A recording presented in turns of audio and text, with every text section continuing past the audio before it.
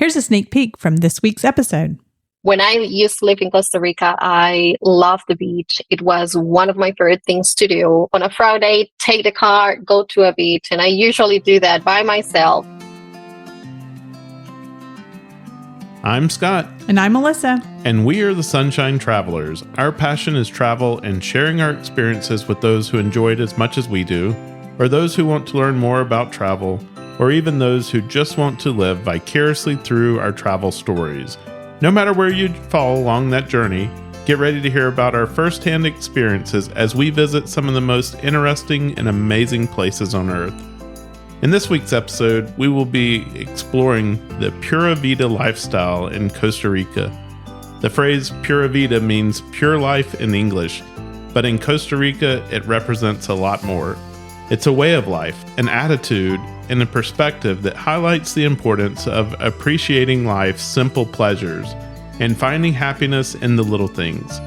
It has been quite some time since our last visit, so we invited a friend of mine who is from Costa Rica to share an itinerary that anyone can follow to experience their own Pura Vida in this beautiful Central American country. Millie will guide us on where to go, what to do, and what to eat while we're there. So let's hop on a short flight from Florida, pack light, and don't forget to bring your bathing suit as we embark on a journey to Costa Rica. You guys know that we prefer to travel with Delta because of my status.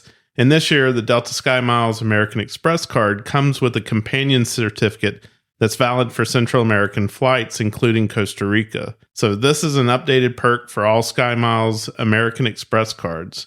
And we're thinking it might be a good time to revisit Costa Rica and experience it again for ourselves. Our visits to Costa Rica have always revolved around Scott's work travel to San Jose, but we've always tried to find a little time to explore the nearby areas and enjoy a little fun. On one of our trips, we rented a car and drove towards the Poás volcano to experience part of the cloud forest near La Paz waterfalls. We stayed at a small boutique eco lodge with water that was heated using solar power, so you had one tank of hot water to use for the day. It was really beautiful there, and I remember it being pretty inexpensive. I also remember it being quite a bit cooler in those higher elevations and pretty wet as well.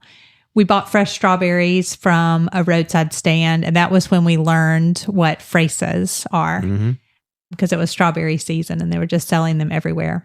I would end up coming back to this area later in the week to zipline and tour the Doca Estate Costa Rican coffee plantation.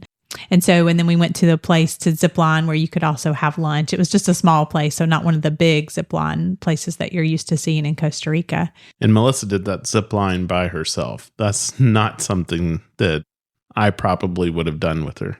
Yeah, so that's probably one of the few times where Scott was just like, okay, go have fun. So there's so much more in Costa Rica that we haven't done. So we invited our friend Millie to come on the show and tell us what she would recommend if you have at least 5 days to spend in Costa Rica. So let's join that conversation. We're excited to have our friend and my former colleague Millie join us tonight as we explore the beautiful land of Costa Rica. Millie, welcome to the show. Thank you. It's nice to be here. So tell us a little bit about yourself. You're currently living in the U.S., but when you and I worked together, you actually lived in Costa Rica. Oh, yeah. I've been in this company for almost 14 years. So when I worked with you, I was in Costa Rica. And then 5.5 years ago, I got a promotion in a company relocation. And that's why I came here. So raised and born in Costa Rica. I was 18, I moved to the city. I used to live with my mom in a pretty small town. So I moved to the city to start working and actually pay for college. And that's how I started to work here. Then when I reported to you, it was actually my first managerial experience.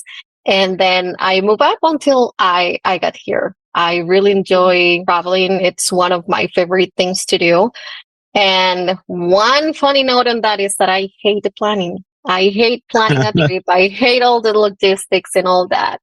But well, it's part of it and I really enjoy it. When I used to live in Costa Rica, I loved the beach. It was one of my favorite things to do. On a Friday, take the car, go to a beach. And I usually do that by myself. Or if somebody want to join, that was great too, but I really enjoy traveling by myself. So that's one of the things that I really love. Costa Rica has a lot of things to do. You can go to the mountain, you can go to the city, you kind of spend some time in the beach. And if you want to go to a pretty close beach, it will take you just an hour and a half from the city. So it's pretty easy to do that on the weekend. Oh, cool. Well, we've been following you for quite some time now, and it seems that you have quite the wanderlust or love of travel.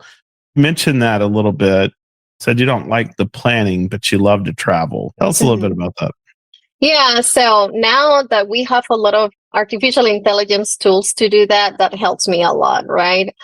But before, I will just take my car, book accommodation, hotel, Airbnb, a hostel, and just go without a plan because of all I hate it. I'm like, I'm going to enjoy myself, and then I will figure it out what to do over there. But it's not super smart if you actually want to get to know the place where you're going, because having a plan actually allows you to do more in less time, right? But yeah, I mean, Airbnb saved my life because it's easy, secure, safe for traveling alone. So yeah, but if not, the hotels are always nice. So Melissa, I can relate to Millie because I don't mind the researching and all of that stuff, the planning so much, but I much rather prefer it when you do it and I get to just show up and travel. And that is nice, right? It's good to have that balance, but it is also good sometimes just to figure it out once you get there, right? Or ask people, or to at least leave a little bit of room for that in your itinerary, if you are a planner, because then you do miss out on some things that could have just, popped up. And so I'm curious real quick, what would you say is your favorite beach to go to in Costa Rica? Nosara. I love it. It's actually in the north of the country. It belongs to Guanacaste. It takes some time to get there. The streets aren't perfect. So if it is rainy season, you might find a river that you have to go through with your car. But it's great. It has the most amazing sunset and it's super secure. Actually, I went there on July last year. I stayed for a week. I rented an Airbnb. It was from some guys from New York. Actually, most of the Airbnbs that I found now in Nosara, they are owned by US people. I stayed there for 1 week. Yeah. So I was working with US time. So at 3 p.m. I was free, go to the beach, read a book, see the sunset, and then just have some dinner around. Nosara is my go-to place. Yeah. Nice. So a couple of questions, and we're going to get them specific like itinerary type stuff that you could help people with, but tell us so people can plan. When is rainy season? Rainy season in Costa Rica goes around May to November, something like that. And it actually rains more in the afternoons. You kind of have pretty mornings and sunny mornings. It actually rains in the afternoon. Okay. But yeah, so it's not going to rain it's not going to rain like the whole day then. No. I mean, if there is like depression going on, you might, but the norm is pretty mornings and then raining in the afternoon. I'm pretty sure that I've visited during the rainy season before, and we laughed because one of the guys in the office had snorkel on his vehicle, and he was talking about, he does a lot of like search and recovery rescue type stuff, and so he said sometimes he has to travel through those rivers or creeks and stuff like that, and so he needed it. But so any other concerns for a traveler like during rainy season? So for example, like you said, you might have a river or something that you have to cross. I mean, are the rental cars like okay to do that? Is that typical? They are okay, yeah. So when you're planning, if you are trying to go to the beach, make sure that you investigate the route, right? There are some beaches that are way too beautiful to miss, but they are actually pretty far away, and you have to deal with roads that are not in the good shape, or rivers if it is rainy season.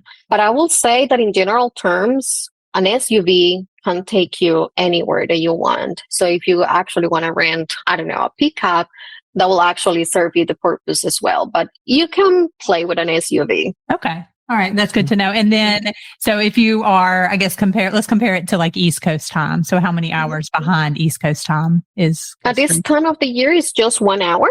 And then when we get to the time change, it's going to be 2. So not too bad.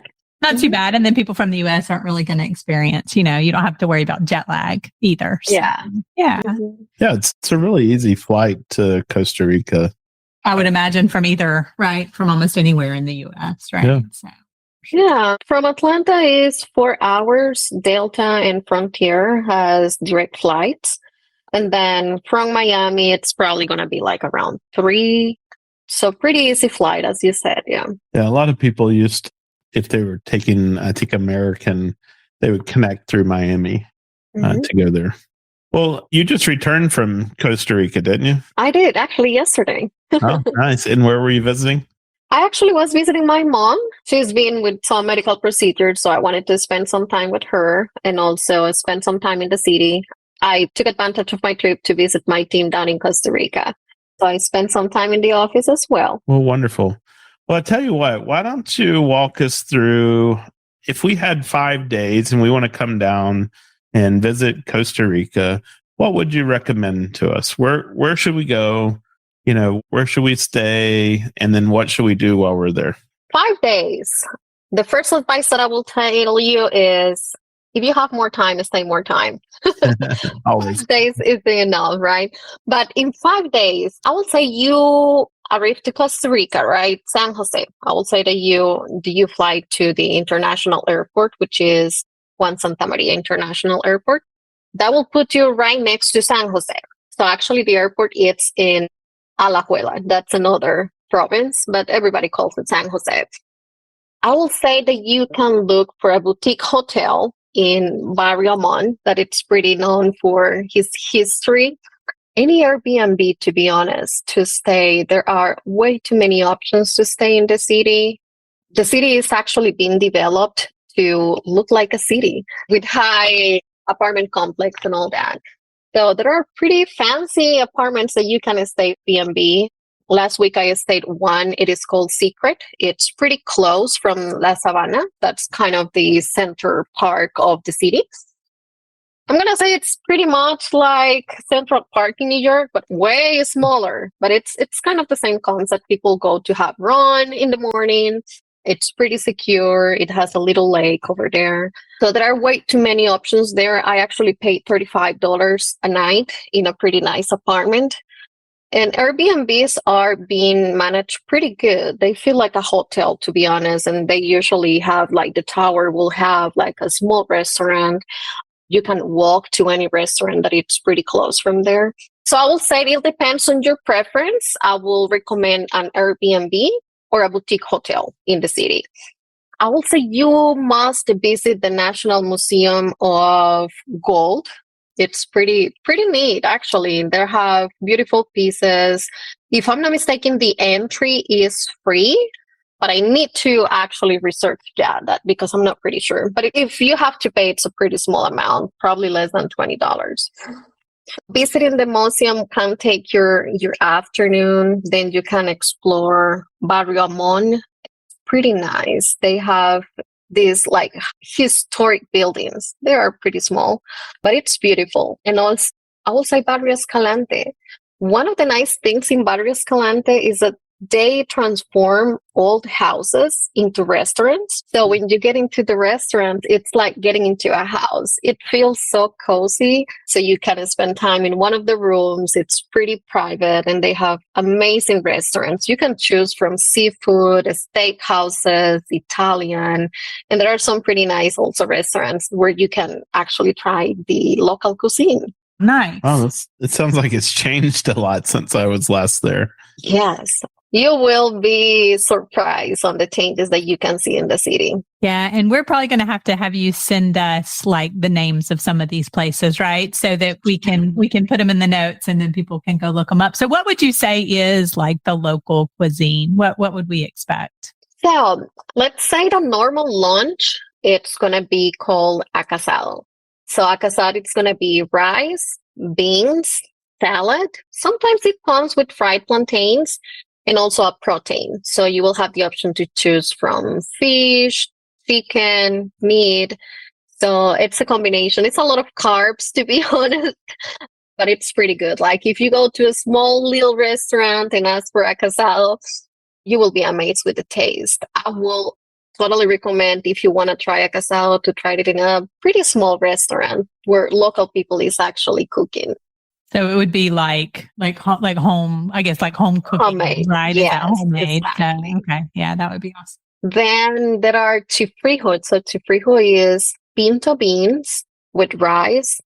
It's not as wet as a soup, but it's not dry. Then they put pico de gallo on top of it, pork, and avocado. It's pretty good with a beer. Yeah. People love to do that, like in the afternoon when they go out of work and go for a drink. Chifrijo is pretty good. Did you ever try chifrijo? I don't know that I did.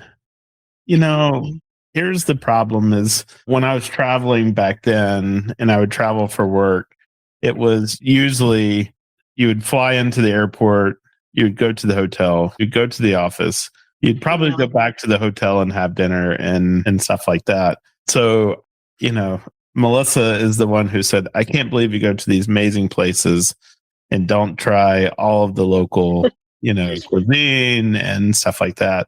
So she's really the one who encouraged me in our travels to start doing some of that. And like now I've got all these places that I want to go back to because I missed it, right? I've been there, but I didn't really see anything or do anything or experience the local culture. So yeah, you definitely have to go back to Costa Rica. It's going to be, first of all, look so different to what you remember because during COVID and all that, I think it took me like 3 years to go back to Costa Rica at one time. And when I was there, I was like, everything changed in just 3 years, right? So I'm pretty sure that you will find the difference. So it's definitely worth a day then in San Jose, you feel like? Yeah, you can go to the local market if you want to actually see kind of the dynamics. In the local market, you will actually find the small restaurants where you can actually taste the real flavor. Yeah. Oh, nice. Okay. Because a lot of times people do skip, you would skip the city, especially thinking about a place like Costa Rica to go to, but it sounds like it's definitely worth some time and to see. Yeah, definitely. If you go to the Gold Museum, then you can go to the main market, have some lunch, and then go to Barrio Escalante, and then wait until the dinner. You can walk around, have coffee at one small place with local coffee and local cuisine too, and then have dinner, steakhouse or something like that. Yeah, definitely one day in San Jose will be worth it. Okay, that's good to know. Yeah, that's good to know. So where are we off to next? Then I will say the Arenal volcano. So I think you guys went to Poas, that's closer to the city. But Arenal is actually part of Alajuela. It belongs to a city that it's called San Carlos in La Fortuna. It's just amazing. If you guys have a nice weather, you guys will be able to see all the volcano in its best, right? So you can stop at La Fortuna waterfall. There are some waterfalls that are just amazing. You can actually pay for a pass of the day so that you can enjoy it without actually staying in the hotel. Then I will say you should stay on a hotel with the view to the volcano. Sometimes in the afternoon when it's getting dark, it gets so cloudy that you cannot see it, but in the mornings it's just beautiful. So you have more chance to actually see the volcano in the morning. So must will be a hotel with the volcano view. Well, that's good to know. Now, you mentioned in San Jose, you can actually stay for fairly inexpensive. And so then how much would a hotel with a view of the volcano, what would that look like in US dollars? It might depend. Do you have options? But I will say you can estimate somewhere from 80 to 150. Wow. So really inexpensive. I mean, really affordable compared to lots of people to go. That's good to know. Wow. The view of the volcano. Okay. So there I will say just stay for the day. You can take a hike, enjoy the scenic view, a lot of birds and fauna and animals that you can actually see, raccoons, monkeys, all that. Definitely spend the night in the hot springs. That's so relaxing. Like after, you traveled, you went to the city, you traveled to the volcano, then getting into the hot springs in the night will be great. Like you will have a good rest that night. It's amazing. And so what do we look forward to? Is that like at a certain place, or is that as part of like near a hotel, or how do we find the hot springs to go to? So all this Fortuna, it's kind of the main town when all the hot springs are. So you're pretty close to a lot of places that will offer you the hot springs. Most of the hotels that are close to the volcano will have that option. So you don't need to kind of just focus on finding a hot spring because that's probably the majority of the hotels. Okay. All right. Good to know. And then how far are we talking about going from San Jose to that area? It might take you about 3.5 hours. Okay. So it's not too bad. The distance might be less than what you think just because of the way your streets work down there. The distance are not that far, but it might take you 3.5 hours. Now, I remember when we were there that things don't really have addresses. It's more about how far there's like landmarks, right? Go this many kilometers and then look from this and then look for this. Is that kind of people need to be aware of? Yeah. If you ask somebody walking in the street, hey, how do I get there? That's the answer that you're going to get. Hey, from that tree that you see over there, walk 100 meters and then do a left, right? But Waze is pretty good down there. It's pretty accurate because most of the people use Waze. So you can put there La Fortuna or the name of the hotel you're heading to, and you will have like the approximate time. It's going to be pretty accurate, and we'll keep you posted on police on the route and that kind of thing. So it's pretty accurate. I will suggest that everybody, if is planning to drive, to download Waze and use it. Okay. Good to know. All right.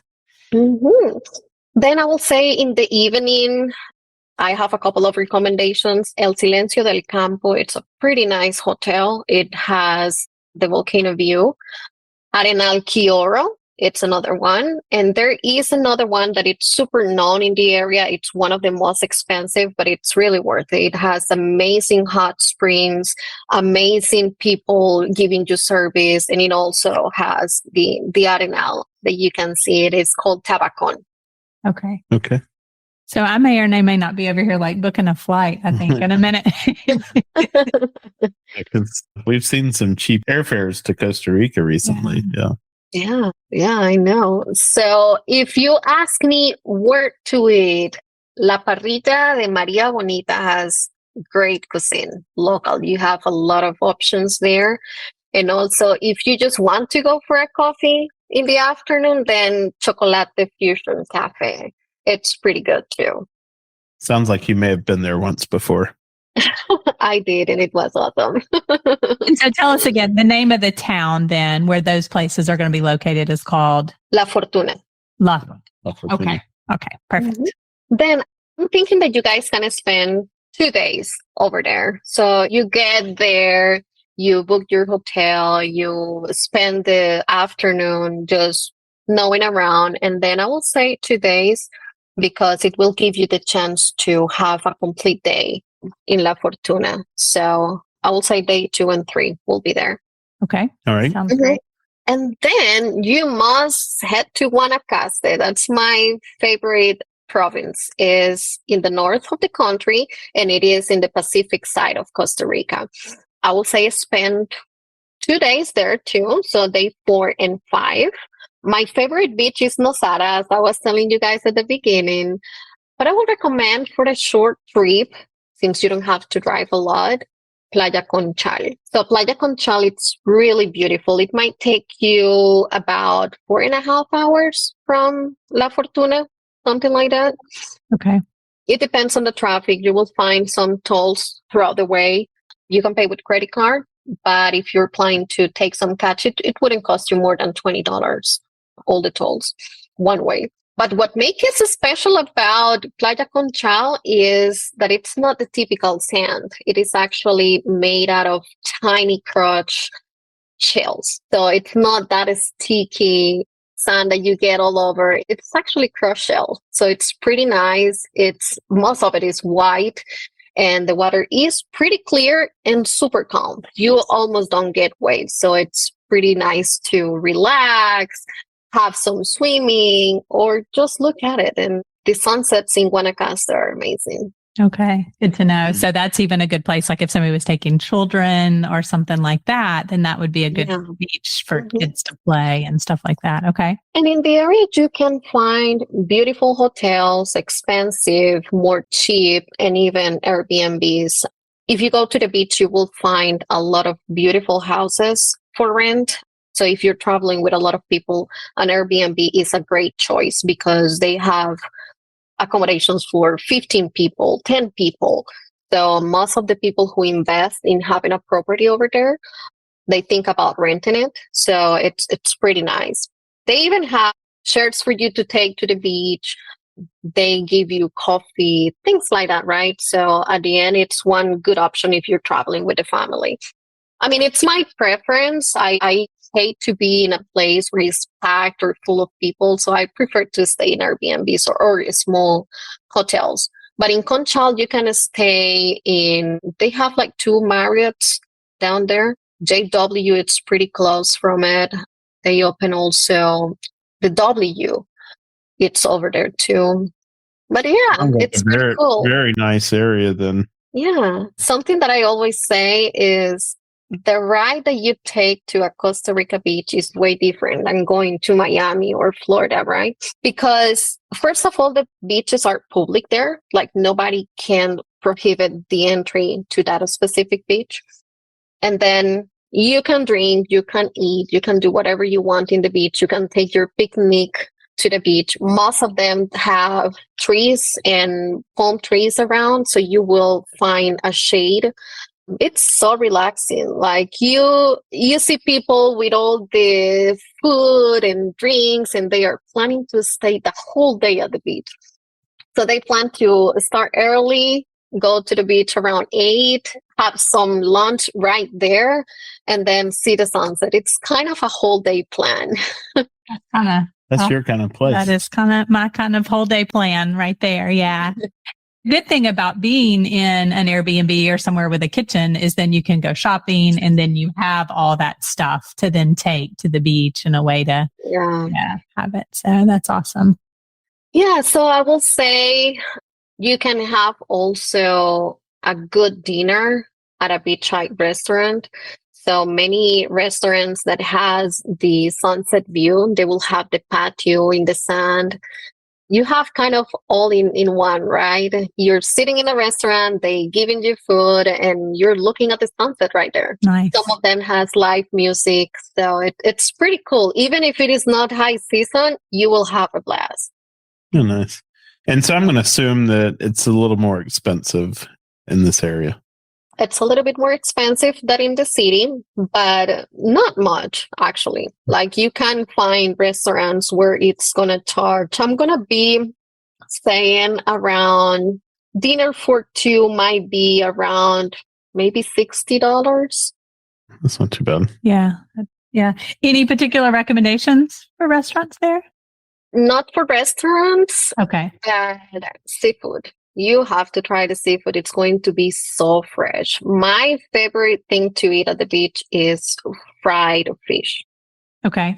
They serve it with fries. You have it's the whole fish that they fried for you. It's amazing. It comes with patacones. Patacones are made out of plantain, like green plantain. You might have tried that on a Cuban restaurant. It's pretty similar. I think they call it playeros, if I'm not mistaken. But it is like a small, like a patty out of plantain. They smash. Exactly. So it comes with beans. Sometimes they put cheese on it and pico de gallo. So it's pretty good. I would say a ceviche as well. You guys have to try ceviche in the beach. Okay. Awesome. Yeah. Love ceviche. And so I guess just asking like for the fresh catch or the local catch, right? And then then that's how they're preparing it. So it's very similar to what I ate a lot of in the Bahamas as well. So just, fresh fish. Yeah. Good to know. Okay. So as I was telling you guys, food recommendations. So casado, you guys are going to find a casado everywhere. So that's traditional rice, black beans, plantain, salad, and a protein. For breakfast, probably gallo pinto. God, do you remember trying gallo pinto? Seems like they had that at the hotel. It's one of the options you could get. Yeah, so gato pinto is rice and beans. We eat a lot of rice and beans, but mixed together, right? It usually comes with different size. Fried plantains, fresh cheese, bread, some eggs, and sometimes even ask if you want to add some salad. But it's usually... There was a roadside restaurant near where the office was that they took us to, where you sat outside. And I remember that, they came around and, just served everything on old, looked like diner style plates or whatever. Yeah. I do remember that. That was the specialty. So yes, I did have that. Awesome. Yeah. And probably they also serve chifrijo. I think I know what place are you referring to. It was like a small bar that we went after the office. Yeah. The chifrijo is pretty good. As I was telling you guys, it's a mix of refried beans, like the ones that are bigger, rice, pico de gallo, pork, avocado on top of it, and sometimes it comes with chips. So it's pretty tasty. Yeah, yes. I'm glad we ate before this interview, or else I'd be starving right now. And some good things to know is tip is included. So usually when US people go there, they're used to just add tip at the end, but it's already included. So if you see your check, it comes with a 13% of tax and 10% of service. That 10% it goes directly to the server. Okay, that is good to know. And then tell us a little bit about like the money too. So like currency, and you need to be prepared to exchange. They take US dollars, they don't. So the currency is the Costa Rica colon. It's kind of $1. It's approximately 520 colones. I wouldn't say that you have to worry on having colones because US dollars are widely accepted. And actually, I think locals prefer to have dollars. So if you don't have any colones, you will be fine. Most of the place take actually credit cards. If you're going to a small town in the beach, a small restaurant, they might not accept a credit card, but they will take US dollars. So I wouldn't say you don't have to do any conversion. If you go to a toll and pay with US dollars, they will give you the change in colones. Don't exchange in the airport. That's the most expensive thing you can do. So you can use an ATM to just get some colones in there. But yeah, US dollars are widely accepted. You wouldn't have any problem if you don't have colones. Okay, that's good to know. And that's what we usually recommend to people is like before you leave the airport, want to have some local currency, right? To have that. But then it's always good to just have some US dollars, extra. So that's good to know. And then to have, like you said, so most places take cards, but I guess if you're way off or you want to get something at a little small place, it's good to have something. So yeah, I'm going to assume though then that means it's about 8 hours back to San Jose. No, because I was going to recommend that you can fly out from Liberia. That's located in Guanacaste. So if you book a flight, you can do a multi-city, get to San Jose, but fly back from Liberia. So that will give you like 2 hours drive to the international airport over there. And you can actually rent the car in the city and return it in the Liberia airport. Okay, that's good. So you don't have to make that whole return trip. Yeah, that's good. It will save you some time to kind of enjoy a little bit more of Guanacaste. So yeah, fly to the international airport in San Jose, Juan Santa Maria. You can rent a car there. You will see Dollar Rent a Car, Adobe, and all the ones that we have here in the US. Then fly back from the international airport in Liberia. That's Daniel Oduber Quiros. I'll send you guys that so that you guys can take a note of it. Okay. So as I was telling, some highways have tolls. You can pay with credit card in some of them, but I will advise to have some cash. Anything could happen in the road. So, but $30 should be enough for you to pay the tolls. Is there anything specific about driving in Costa Rica that somebody should be aware of? Yes. There is no education. So people are trying to survive in the street, right? Like one of the things that I love about driving here is that if I put my signal, because I'm going to move to the line at next to me, if you do that in Costa Rica, if you put the light that you're going to be passing to the other line, they will try not to let you. So everybody's kind of surviving. In Florida a little bit. Yeah, driving in Florida, it's similar to driving in Costa Rica. I can see that. The motorcycles drive like crazy. So people might be used here. Motorcycles are driving like a car. They're not driving like crazy. In Costa Rica, let's say in the city in peak hour, motorcycles are just going to try to pass through the cars. So you gotta be paying a lot of attention before you make a move to another line because a motorcycle might be just trying to do the same. People use motorcycles in Costa Rica because it helps them to get faster to a place, but it's not because it's faster. It's just because you're driving like crazy. So it's pretty dangerous. I wouldn't not recommend you to rent a motorcycle because it is dangerous. Okay. Yeah, then Wise will take you anywhere. Waze is a good tool for you to use as a GPS down there. Okay. And then I guess just so people know, like the driving though on the side of the road and in the car is just like the US. You're It's on the the same. right-hand side of the road. You're on the right-hand side of the car. So anything unusual about, road signs or anything like that? Or other than that, it's just watch out. No, I will say just watch out for holes in the way. One thing I do remember is there was no shoulder on the road. Like you had the No road shoulder. and then there was a really deep ditch on the side of the road. Yeah, it is. It is a normal actually, and more in places more far away from the city. They don't have a shoulder. It's just a road. We just have a space to build a road. Yeah. So if you get into an accident or something like that, hopefully not, but you will probably need to wait until the police get there before moving the car. Opposite to here that you have to move your car to the shoulder. Okay, good point. But you really do need to rent a car because you're not going to be able to, unless you went on a group tour, right, where they're going to take you on a bus. But you really have a lot more freedom if you rent a car and do your own thing. Okay. I wouldn't depend on public transportation. It might get messy and it will make you lose a lot of time. Okay. Mm-hmm. So, Millie, one of the things that we were thinking about is often it helps to have like a travel assistant or a travel agency or someone like that help you in some foreign countries. But it sounds to me like Costa Rica, that's something that you could plan out yourself and use booking.com or whatever, Airbnb, to then, book all of your stays and rent a car just like you would anywhere else. So yeah, it seemed like you would need a travel agent to really help you with this. No, I mean, if you are somebody who don't like to take care of anything, then of course I will recommend that. But you can get around pretty easily. Like, even though the Spanish is the language that we speak down there, many people speak English. And in tourist zones, they will actually just look at you and start speaking English.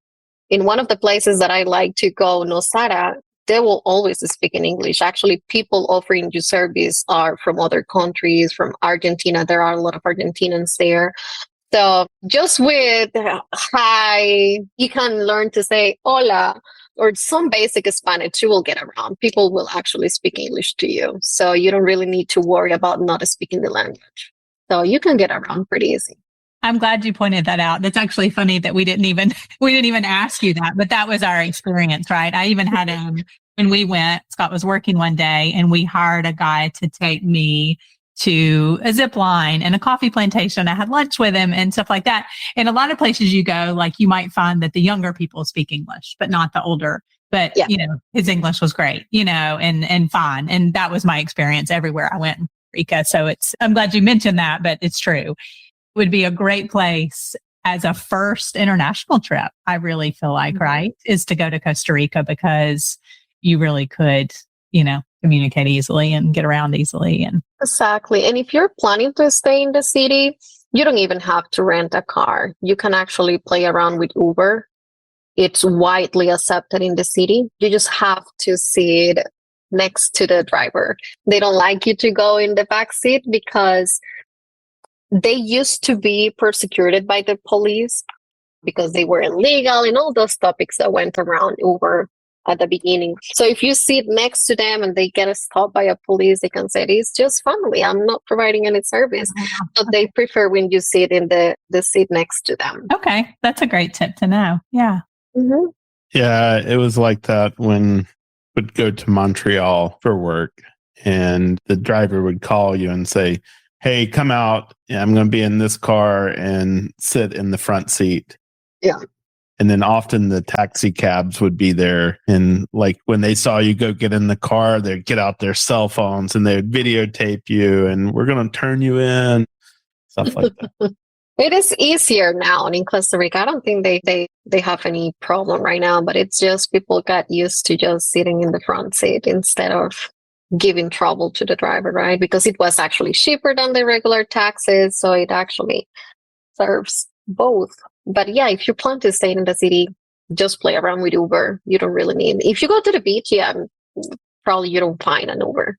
Yeah. Well, and I think you miss out on a lot though if you don't go to the beach or the volcano for sure.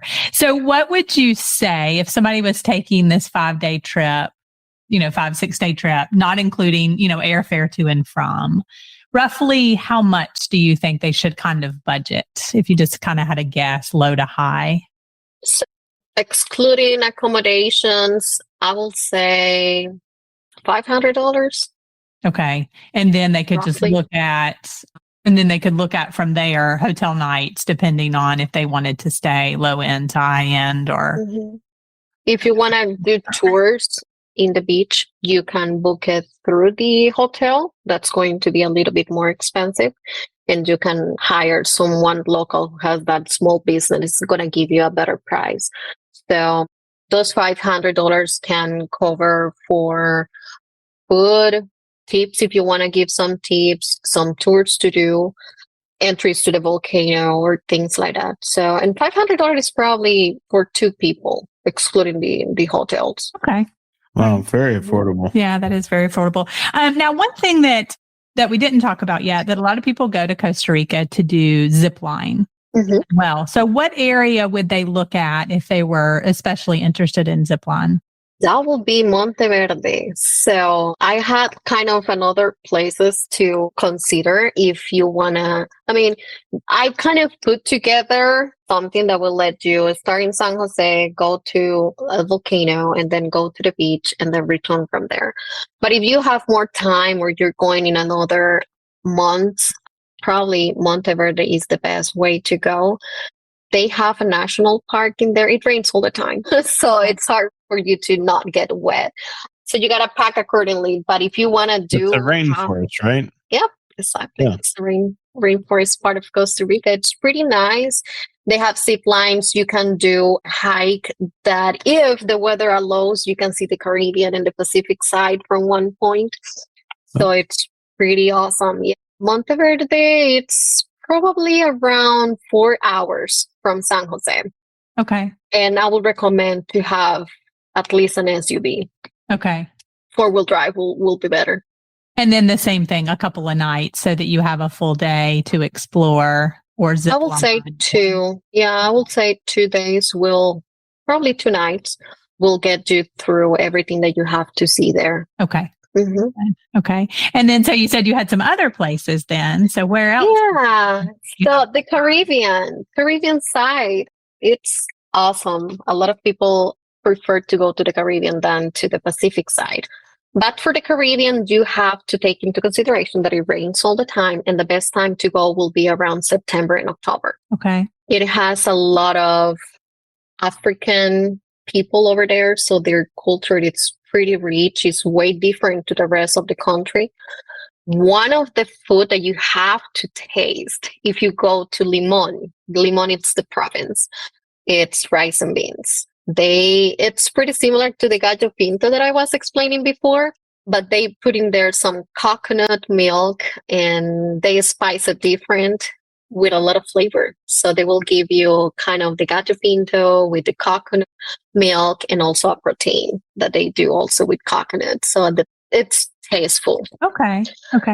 The drive is about 4.5 hours from Costa Rica. It might take you longer. It all depends on the traffic, but at least you can plan for at least 4.5 hours. to go there in car. And so then what town, or are we looking at a particular town to stay that you would recommend, or? I would recommend Manzanillo. That's going to be a little bit further away, probably about 5 hours, but it's just amazing. Like the weather, the vibe is different to the rest of the country. On the side note, they don't have sunsets. We can see the sunset from the Caribbean side of Costa Rica, but it's amazing. So I would recommend you to go to the Cahuita National Park. It's a small hike with a lot of Afro-Caribbean influence. So you can see the music and the reggae, and the animals are just great. The other day, and I think I have in my Instagram a picture with a raccoon. I was eating some seeds and the raccoon won them. And I have a picture of it and I have to show it to you guys. It is not recommended to feed the animals, but people do it anyway. So they are pretty used to people. So they get close to you. It's so nice. Okay. Very cool. Wow. So that just sounds a whole different feel, but you would have the sunrises there. Yes. And not the sunsets. Okay. So. Okay, good to know. To go to Limon, Limon is the province. Cahuita and Manzanillo are the places that I'm recommending. And I will say at least 3 nights, because it's going to take you longer to get there. The weather might not be perfect. So if you want to enjoy, I will say 3 nights so that you have time in case that the rain doesn't allow you to go to one of the parks, so that you can have more time there. Okay. And you said September, October. So what do you expect then the rest of the year? Just a lot more rain, or? A lot more rain. Yeah. Okay. So what else do we need to know about Costa Rica? Is there anything that we haven't covered? Temperature during the year, it stays pretty similar throughout the year. I will say like daytime in the city, it's between 70 and 80 degrees. Temperatures during the night might get a little bit chilly, 60s. But now that I went there, it is super cold here in Atlanta. And when I went there, it is cold, but it's different because it's humid. Like the cold in here is dry. If you go there, it's humid. It feels different. Like you can see that it says 60, but you can feel that it's chillier than 60. Okay. But it is pretty much the same throughout the year. Guanacaste and Punta Arenas, which are the beach side, it gets a little bit hotter. I'm going to say between 80 and 90s during regular time. In the evenings, it might be between 70, 75. So you definitely doesn't have to pack a sweater to go to the beach. In Monteverde, it rains a lot. Temperatures probably around 65 and 80 in daytime. In the evening, it might drop to, I'm going to say 50, but it might stay in the 60s. I remember even in La Paz, it was a little bit cooler up in the volcano area, right? Yeah. So we usually talk about this at the end, but since we're talking about temperatures and you've mentioned some packing things, so it sounds like you want to have some kind of rain jacket, no matter what. And then layers, right? Because if you're going to go to these different places, then you're going to want your shorts, but you're going to want a jacket and you're going to want warmer things. Then also hiking type shoes that are waterproof, and in shorts or pants that you can, hike in and things like that. Anything else you can think of that you definitely need to pack? Bathing suit, I guess, for the springs and the beach too. So, but yeah. Bathing suit, definitely. But you mentioned something pretty important. It is layers. Try to pack light clothes. But yeah, as you said, if you're going to the volcano in the evening, it's going to be a little bit colder than if you went to the volcano in the morning, for example. So just plan to have a light jacket for the evenings. And if you're going to the mountain, you can expect a little bit cooler temperatures over there. Okay. Let's see what else. I will say make sure you pack mosquito repellent. That's pretty important. We have a lot of mosquitoes in the beach. And is that readily available? Like you could pick that up when you get there. Okay. And then as far as like sunscreen, we always recommend like Reef Safe sunscreen. That's just good anywhere. Yeah. Is that available? Like that's easy to find. Safe sunscreen. It is available. Yeah. You can go to any supermarket and actually find it in the supermarket. Okay. There are some Walmarts around the city that you can find anything, basically. Okay. If you go to a drugstore, it is easier to find that kind of stuff too. Right. What we always say, like if you forget it, right, there always going to be some kind of drugstore, Walmart, something like that you can Exactly. Yeah. Good to know. We like to end each interview by asking our guests the same 3 questions, right? So the first is, what is your favorite place you've ever visited? So it could be anywhere in the world that you've been. I'm going to say Zermatt in Switzerland. I love it. I went there 5 years ago, and I'll definitely need to come back. I went there in summertime, and I want to see wintertime. It's probably going to be magical. That is the challenge with somewhere like that, right? You've like, okay, I need to see both of these seasons. But yeah, I'm sure that is just beautiful. Our blood's gotten too thin living at the beach. Cold weather's not our friend anymore. Yes, but you can bundle it. So the second question we have is, what are some of the top places on your bucket list? Alaska and probably Iceland. I want to see the northern. Yeah, we do too. And like this year is supposed to be like one of the best years for the northern. I heard. Yeah, I need to plan something to see them. It's definitely my bucket list. And then finally, where are you going next? Where am I going next? Probably Italy.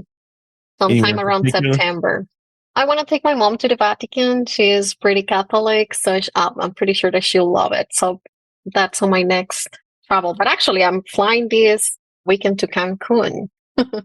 So I'll be in Cancun for 5 days. Okay. And have you been before?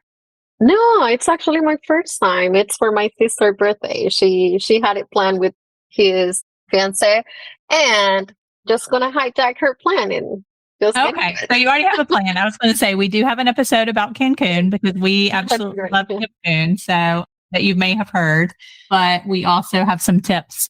I don't know if we've shared our tips on the Vatican, but making sure that for your mom, you book that early morning tour so that you go before everybody gets to go, and then you get like first people in the Sistine Chapel. That's just a special experience. So that would be our recommendations that your mom would really appreciate.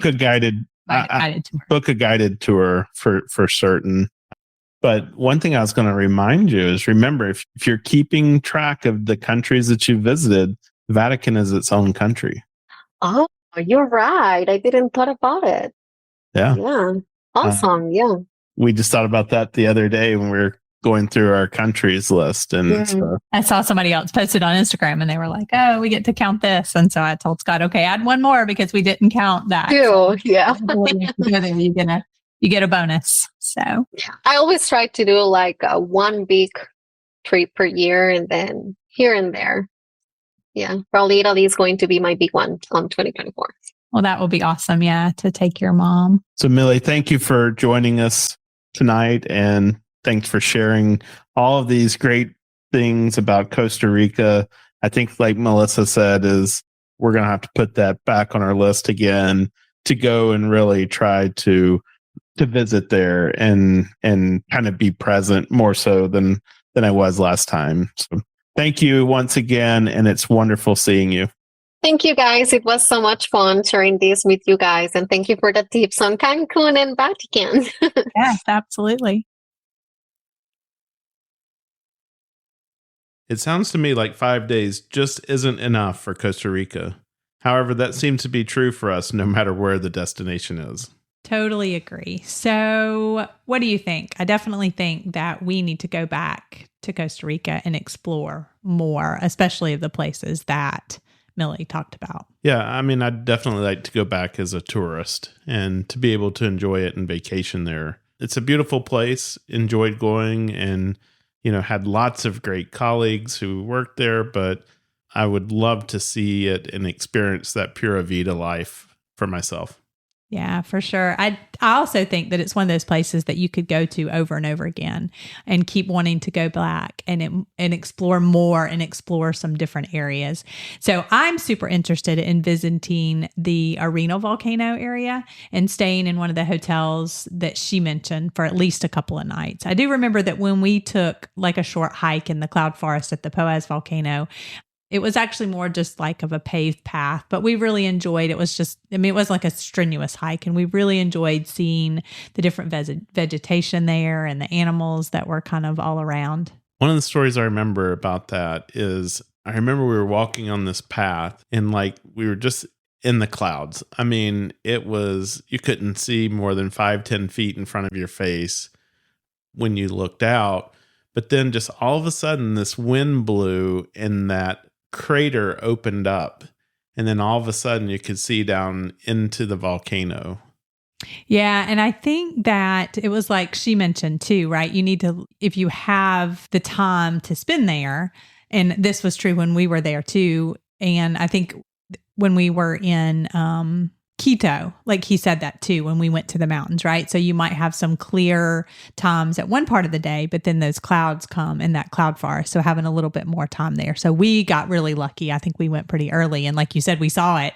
And then it was just, cloud cover came, and then it was going to be cloudy the rest of the day. Yeah.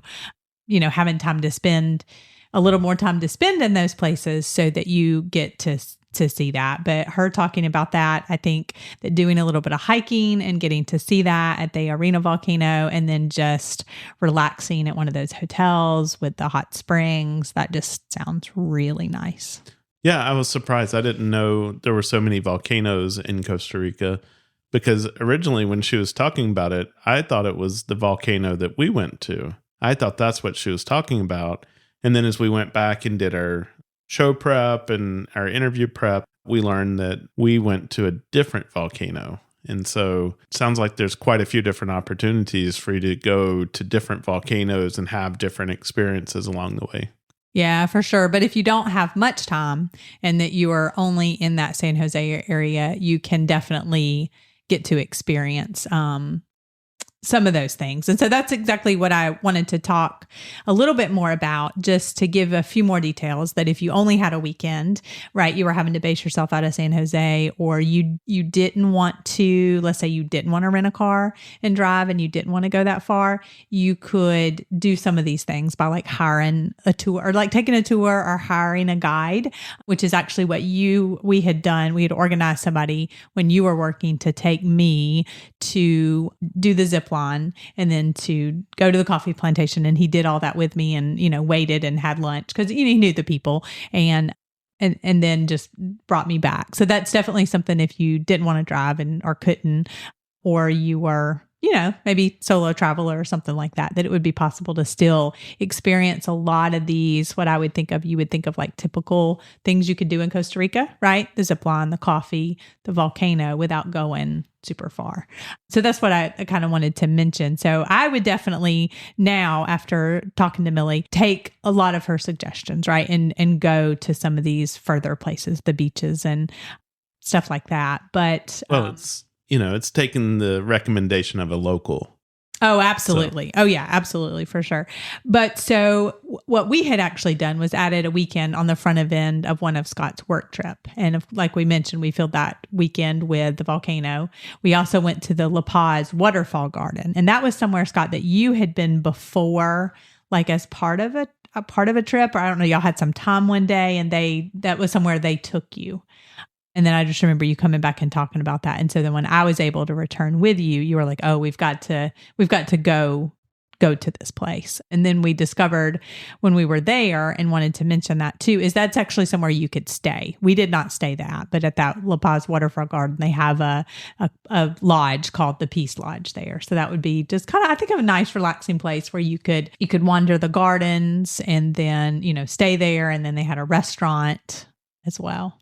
Yeah, and I think it's an eco lodge as well. But if you're going up in that elevation, just remember you're probably going to need like a windbreaker, a raincoat, something like that, because it is part of the rainforest up there, and it stays pretty damp and cool. And then I think I would definitely recommend that in San Jose, probably take in Millie's suggestion if you wanted to experience San Jose and stay in the city. But we did have a couple of things to add to that. So we actually got to stay at a Marriott property that is not too far from downtown.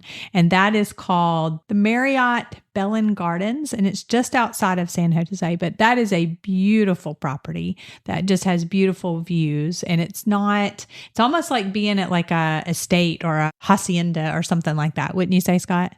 Yeah. It's got a lot of open air to it. I know when I would stay there, one of the things that I really enjoyed was in the evenings, just opening up the doors, because I always had like a balcony room or whatever, just opening up the doors to the balcony and letting that fresh air come in. And I don't know, it felt like there should be a golf course out behind there or something, but I think there was just large gardens.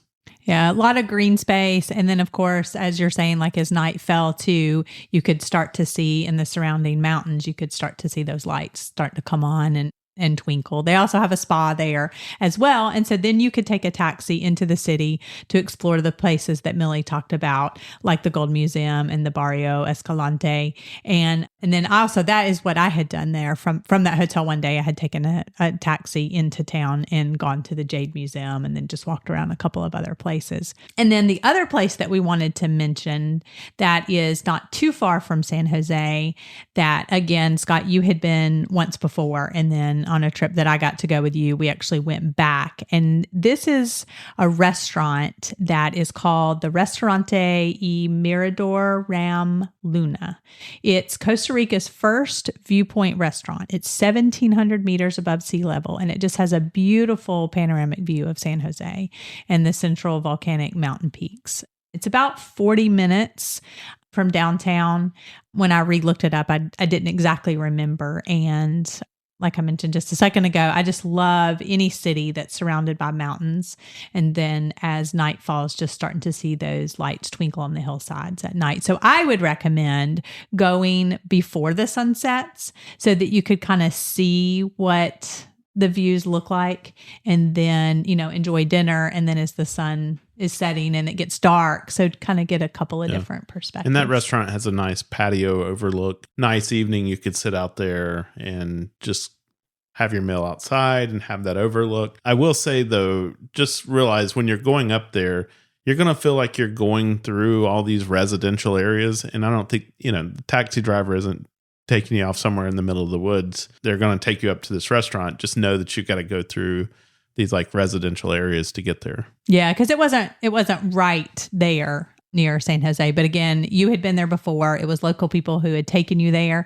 And so when I re-looked up the website, which we will link as well, that's what they're known for, just their panoramic views. The restaurant, which serves local food, they're known for their local food. And I think it's just a place that it's enjoyed by both locals, probably mainly for special occasions and when guests visit, and then for tourists alike, for sure. So. Yeah, and San Jose's changed a lot since we've been there. So listening to Millie talk about that, if you have some time to spend in San Jose, definitely recommend that. And really cheap. She was saying that you could get a Airbnb for like $35 a night. So yeah, for sure. And I think her itinerary just gives you a good like sample, right, of the city and some things to do in San Jose. And then you have the hot springs and the volcano and some hiking, and you could add some zip line, or something to that. And then of course having a beach. So it's like a well-rounded vacation itinerary, right? To get to kind of like sample a lot of things from Costa Rica. And I guess if you're going up into the volcano area, the mountains, renting a car